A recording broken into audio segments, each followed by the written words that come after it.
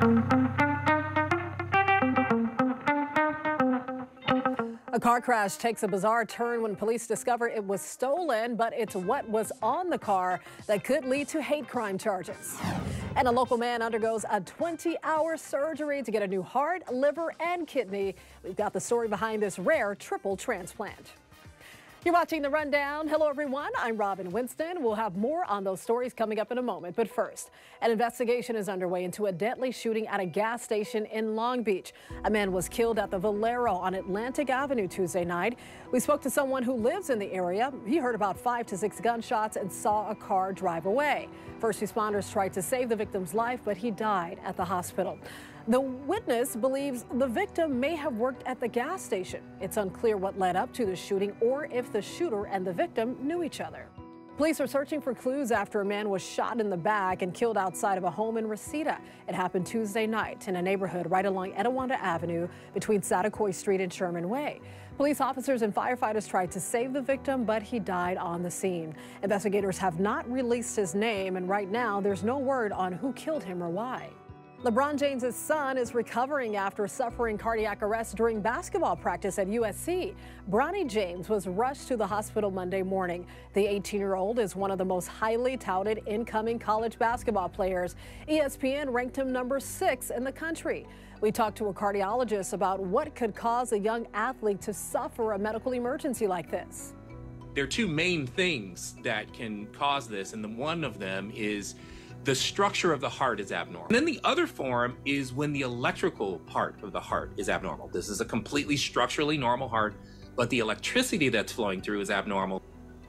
Bronnie's condition has improved. A family spokesperson says he's now stable and no longer in the ICU. A young mother punched by an LA County Sheriff's deputy is now suing the department. What happened was caught on a sheriff's body camera and may be difficult to watch. The civil rights case is being brought by Yayo Russell and her son. She's the woman seen in this video holding her baby while a deputy punched her in the face twice. The sheriff's department blurred the faces of the women and children in the roughly 8.5-minute video. This happened after a traffic stop in Palmdale a year ago, when Russell was arrested and accused of endangering her son by riding in a car without a car seat. The sheriff said the deputy's punches were completely unacceptable. This case is about more than just the punches. There's a lot of other things that happened after that will be part of the lawsuit. Russell's attorney says this is a pattern in the way deputies treat people in the Antelope Valley. The FBI is investigating what happened. If you're thinking about beating the heat at the coast, keep in mind bacteria warnings have been issued at some local beaches. Those beaches include the Santa Monica Pier, Marie Canyon Storm Drain at Puerto Beach, Malibu Lagoon State Beach, Mother's Beach in Marina del Rey, and Topanga Canyon Beach. Keep in mind that swimming is not advised as the high levels of bacteria could make you sick. Get ready, it's going to be another scorcher during this heat wave. NBC4 meteorologist Belen De Leon has a look at those high temperatures. Hi everyone. An area of high pressure continues to dominate our weather pattern, causing these high temperatures, not just for us, but for a great part of the country. We're looking at numbers that are running 10 to 15 degrees above normal for this time of year. This heat wave isn't going to let up anytime soon. In fact, a heat advisory has been extended all the way through Friday evening. There's an elevated risk for heat illness, fire danger, unhealthy air quality away from the coast because of these hot temperatures. Hydrate and stay cool. Now look at the trend in Santa Clarita, where we've got numbers well above triple digits all the way through Sunday. That's several more days of really high temperatures. It's not until early next week when we see a little bit of relief.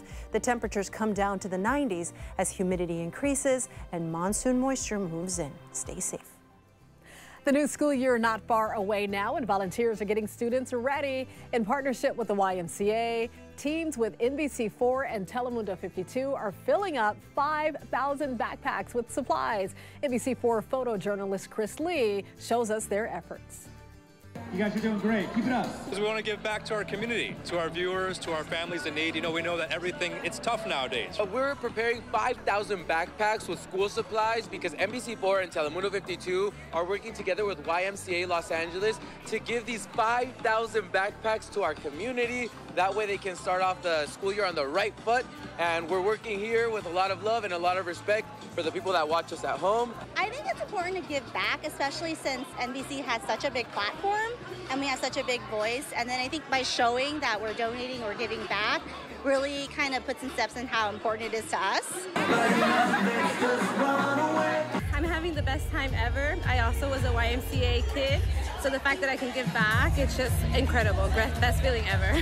This just galvanizes me because you see these wonderful people we work with at NBC and Comcast Universal who are volunteering their time. It's an easy event and it helps a lot of kids, so it's worth the walking. It just gives me a warm feeling in my heart knowing that I'm helping somebody else. They're going to impact 5,000 students in 5 communities: Crenshaw, Wilmington, Van Nuys, East LA, and the city of Maywood. So we're just very grateful that we can come together to support our students in need. It really inspires me as a journalist and as a human being to be around all these wonderful people who are so giving of their time and of their heart and of their effort and their energy. Lots of goodies in those backpacks. The need is great. And if you'd like to help local teachers fund projects for their classrooms, scan the QR code on your screen. That'll take you to Donors Choose, which lets you decide where your money goes. And a big thanks to everyone who's already pitched in, and shout out to all of our volunteers. A stolen car that was covered in hate speech was found in Valley Village after it crashed into a parked truck. Both car owners and police are now trying to figure out who would do something like that. We blurred the obscene language on the blue Kia Forte, which was directed toward Jewish people, black people, the LGBTQ+ community, and police. LAPD says that someone stole the Kia, tagged it, then crashed it about a mile away. ABC4 tracked down the owner of the car, and she hadn't seen the graffiti until we showed her the photos. Who does that? Like, who takes someone's car and does that? Obviously, he hates everyone equally, because no one was kind of left out of it. Well, police say they don't believe anyone living near the crash scene was specifically targeted. They say the person responsible could face charges for theft, vandalism, and committing a hate crime.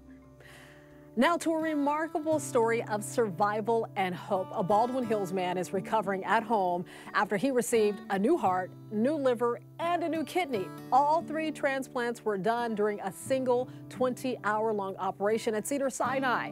ABC4's Robert Kovacic spoke to the man and brings us his story. Meet a man with no complaints. I'm just thankful for another day, whether it be cloudy, sunny. Every day is a good day. Every day is my birthday at this point. 46-year-old Valen Sams is now the 46th person in the United States to undergo a remarkable procedure. I've had 1 surgery with 3 organs: the heart, the liver, and the kidney. This triple organ transplant was absolutely remarkable. Did they tell you that you may not survive? Yes, it's a possibility. And then I had to sign off on it. So that was one of the hardest things I had to do. You had no choice, though. No choice.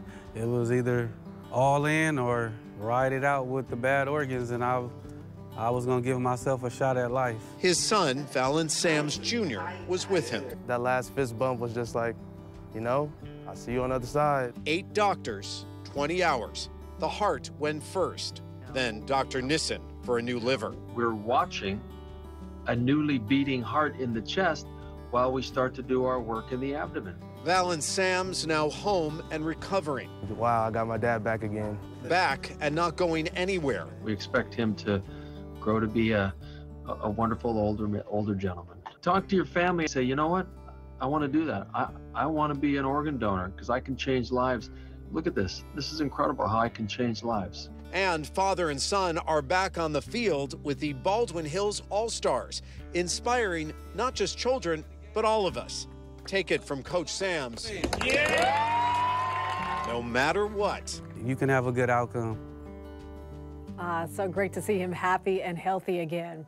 Another strike averted. UPS and the Teamsters Union have reached a tentative labor agreement just days ahead of the contract deal deadline. The agreement includes a new 5-year contract covering more than 300,000 workers. It comes nearly a week before a threatened strike that would have impacted deliveries all across the country. The deal still has to be approved by union members at UPS.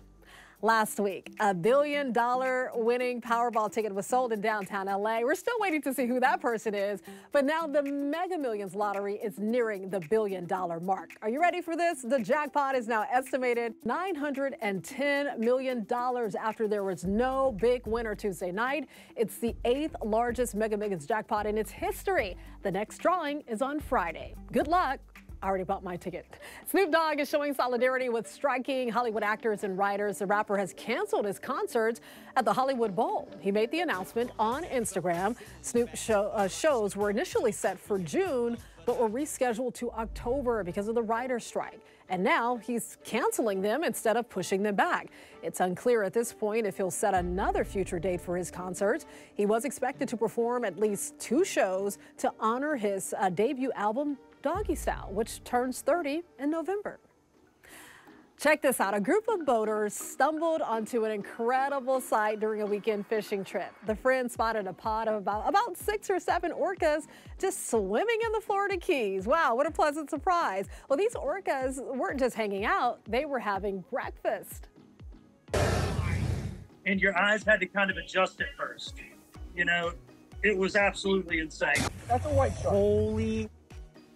White on it. That is sick. So our boat's 37 feet, and one of them was like more than half the length of the boat and as big around as the boat. So it was definitely intimidating. Wow, what a sight to see. They were just having a little snack. A marine biologist says orca sightings near Florida are rare because these whales typically prefer colder waters. You can always get news and weather updates on the NBCLA app and our website, NBCLA.com. And be sure to tune into Today in LA on NBC4, weekdays 4 to 7 a.m. I'll be helping you get around with traffic reports throughout the morning. I'll see you next time on The Rundown.